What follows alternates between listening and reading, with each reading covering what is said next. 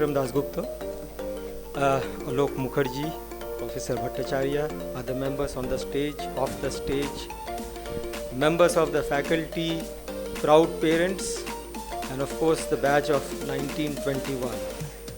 First of all, give yourself a round of applause. You deserve it. By now, you have spent about a year in the industry, and what I am going to say now will not be liked by the faculty members, but I endorse what Mr. Dasgupta just now mentioned. Having spent 1 year, by now you will know that hard skills or academic skills hardly matter. It matters only to the extent of 10-15%. Probably you are lucky if you are utilizing that. And what matters the most are the soft skills. What soft skills? Power of learning, observation, empathy, being kind to others, compassionate, being decisive, communication. These are the skills which will come in most handy. Globsyn Business School, as Mr. Dasgupta was mentioning, has tried to impart these soft skills through various programs like annual lecture series, management conference, Embryono, Serendipity, KYLF. Oftentimes, when you are in the college, you tend to ignore these things. As he was saying, many of you just ignored, thinking that this is not part of what will give me grades, so let me just avoid this. We also had a course like this in IIM Bangalore. We used to call it WALK, Written and Oral Communication. 98% of our batch were engineers, most of them from IITs or some good institute. And we were all, obsessed with this mathematics-based subject matter. So every time anything else came, अरे ये तो बहुत ज्ञानी है, ज्ञान दे रहा है, all sorts of rubbish is going on. This is below, our dignity to study all this subject. We will do something at the exam time and manage it. Later on, we realized that this written and oral communication is one of the most important subject matter which will be required in your life. This subject had basically, they will give a 3-page article and you are supposed to, put the entire thought of those 3 pages into one paragraph and be able to communicate that well. And that's a skill which is the most required, because otherwise you go on talking about various things and no one is listening to you. It's the most boring speech that one would have heard, and you convey nothing to your people. So the soft skills part is extremely important. And these are things which you need to learn. And these were the things which were allowed in this. As he said, this is the difference between Globsyn School and others. Now I'll tell you certain skills which you must have through some stories of my life and of recent vintage in Berger. The first is learning and observing. And that's something which is extremely critical. Many of you might think, thank God the learning is over. I have done whatever I could have done. I have passed out. Now, no more learning, no more academics. No more academics is true, but learning continues. And you will have to continuously learn and observe what you see around you and then take decisions based on that. Let me give you an example of what happened. Many of you will recall the demonetization period. 8th of November 2016. Our Prime Minister comes onto the screen and announces demonetization, right? No more 500 plus notes. All mayhem breaks loose. Everyone is worried that the business is collapsing, right? And sales did collapse for a few days. People were busy trying to queue up and bank lines. The press went mad as usual. And there was this afra-tafri, as they call it, all around. But we saw, in our case, that certain areas, for example, Kerala was doing quite well in spite of demonetization. So I flew down to Kerala to observe what's going on there.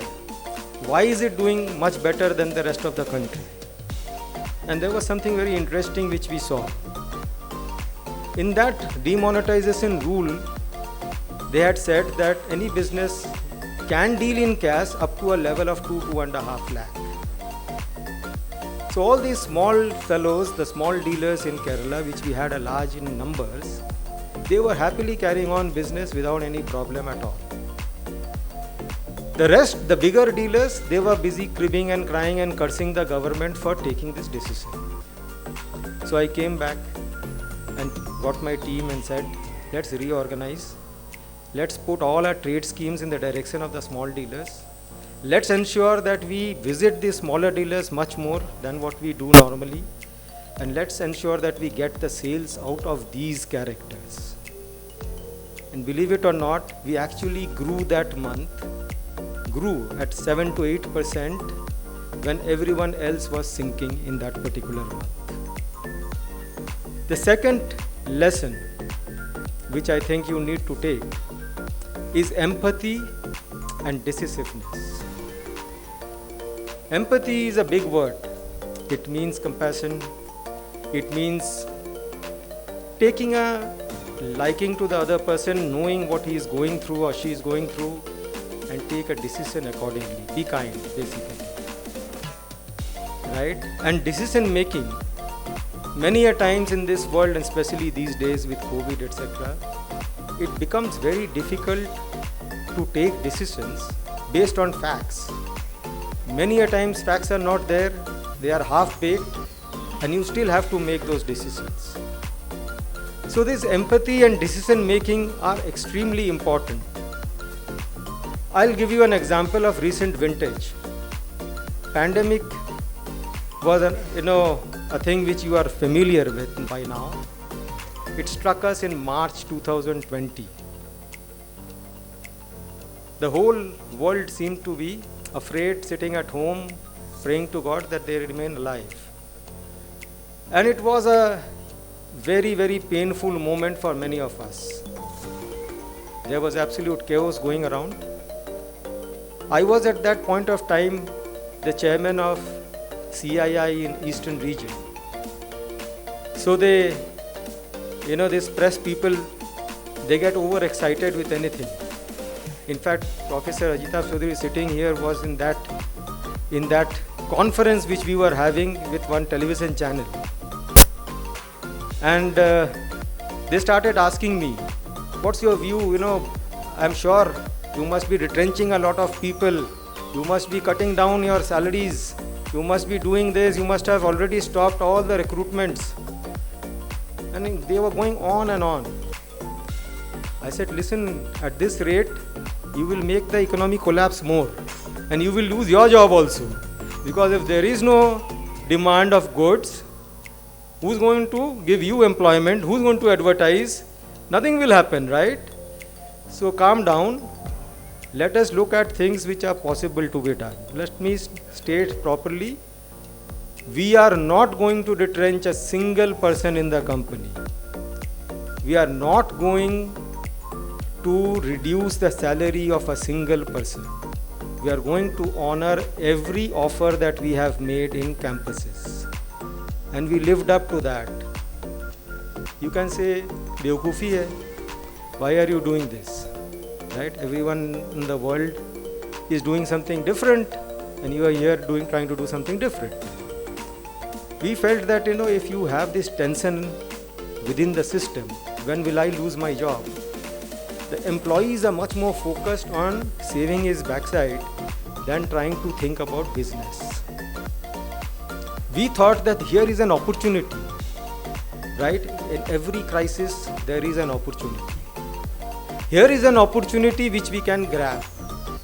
right? And we observed that across India, in the rural areas, business was going on full blast. There was no problem there. The problem was in the cities. Cities where people were more affected, more scared, more knowledgeable. They were sitting at home, mightily scared. Otherwise, if you went to the rural areas, business was going on.